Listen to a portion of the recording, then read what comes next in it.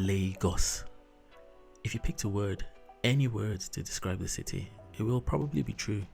Great, mad, beautiful, ugly. Lagos is many different things to its 22 million residents, but its significance has bearings far beyond its small borders. It always has. However you choose to see it, the former capital of Nigeria remains in very many regards the most important city, and arguably the most important in Africa as well.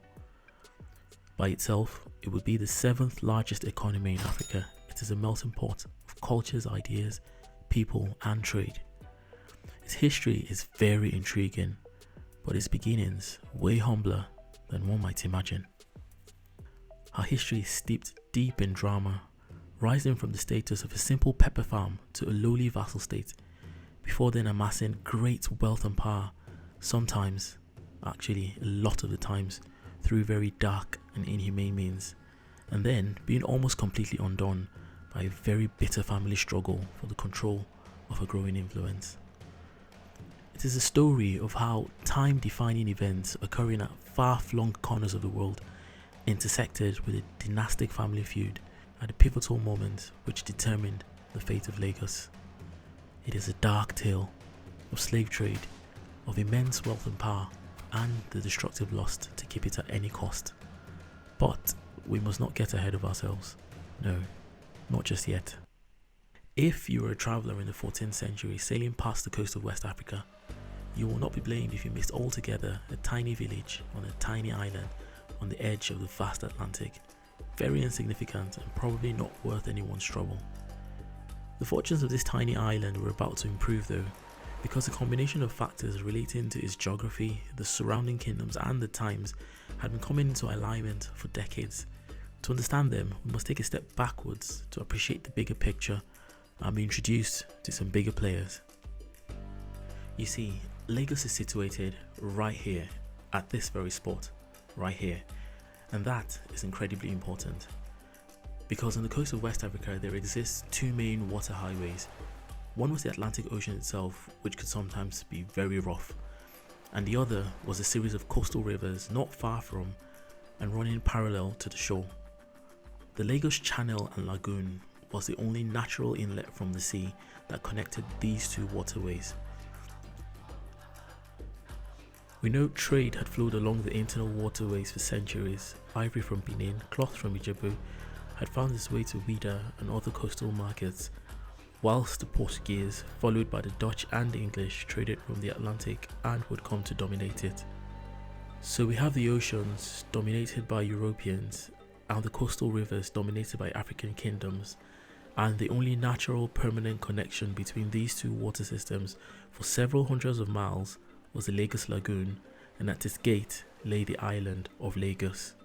The influential players in those days were the Benin Empire to the east, who were militaristic and proud and not to be messed with.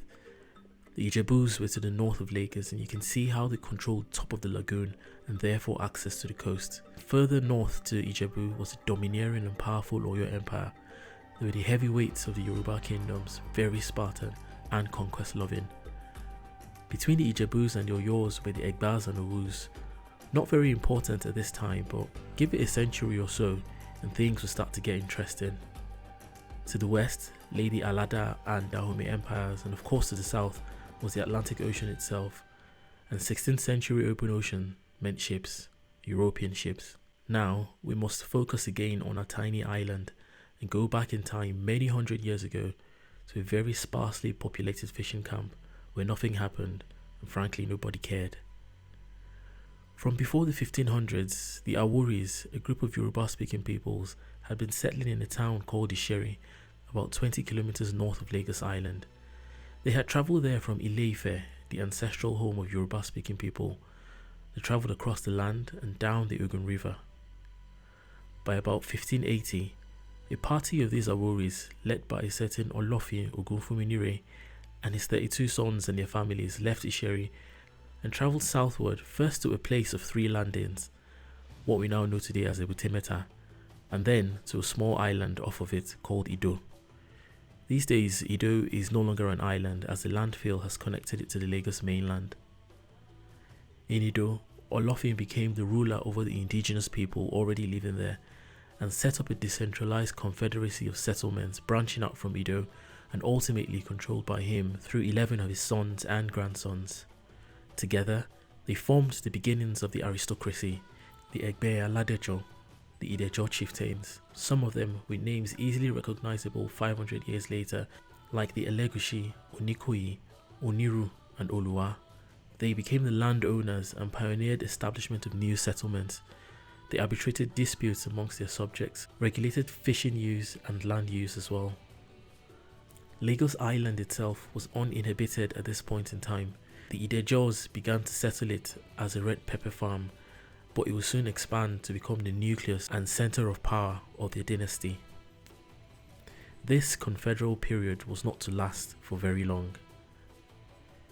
It was by now the 1600s, and this was a period of increasing trade with the Europeans. To start with, trade was of a legitimate nature, and the Benin Empire was eager to maximize their profits. To supplant the Ijebus and deny them easy access to the coast, the Benins moved downstream and expanded towards Lagos. They established a permanent war camp in Lagos from as early as 1603. This enabled them to control all the trade coming out of the Lagos and Lekki lagoons. The king of Benin, Oba Orogboa, appointed his grandson Esikpa, in Yoruba known as Ashikpa, as the first Ileko of Iko, displacing Olofin's children, the Idejos, as the primary rulers of Lagos. When Ashikpa died, his son Ado returned the body of his father to Benin for burial, starting a tradition that would continue for another 2 centuries.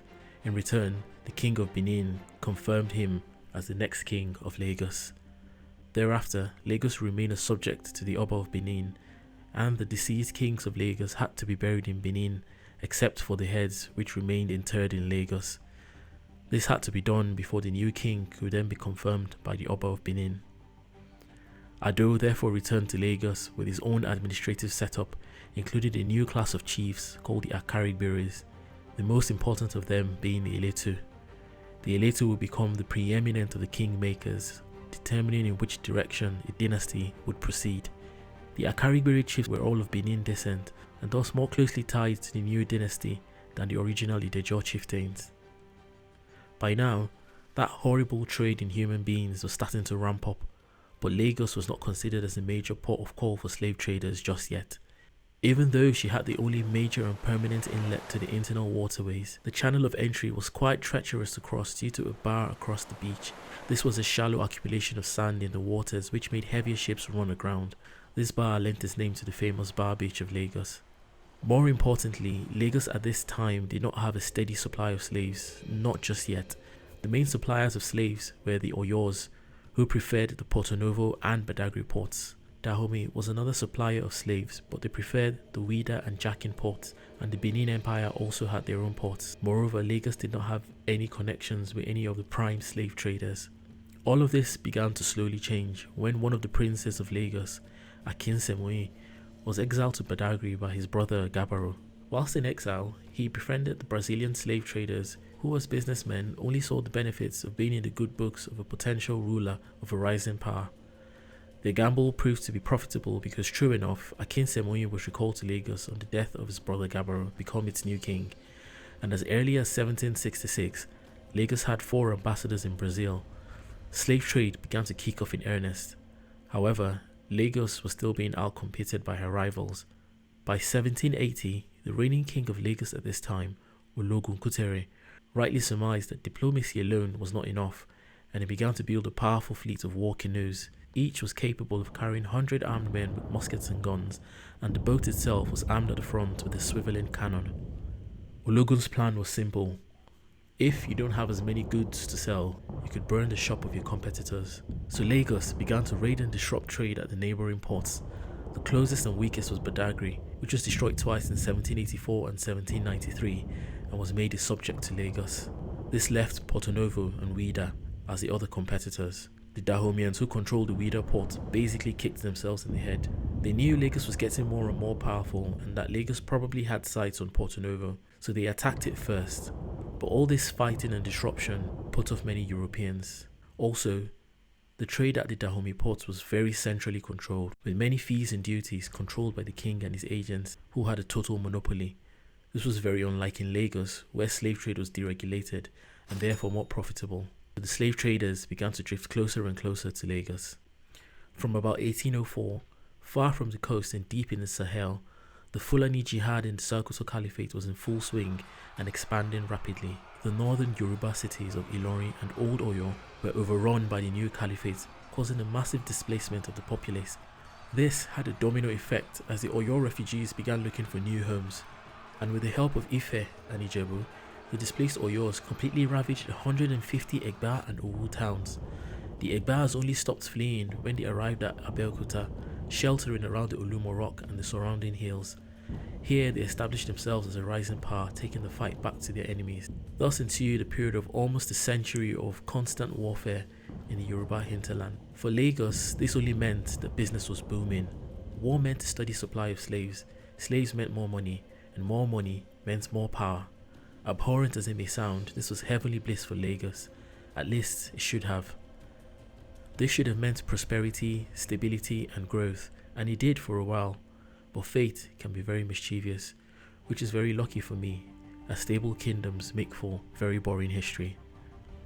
To spice this story up, we will soon be introduced to a couple of massive egos, and then we get to throw in competing half-brothers and partisan chiefs who are willing to protect only their interest.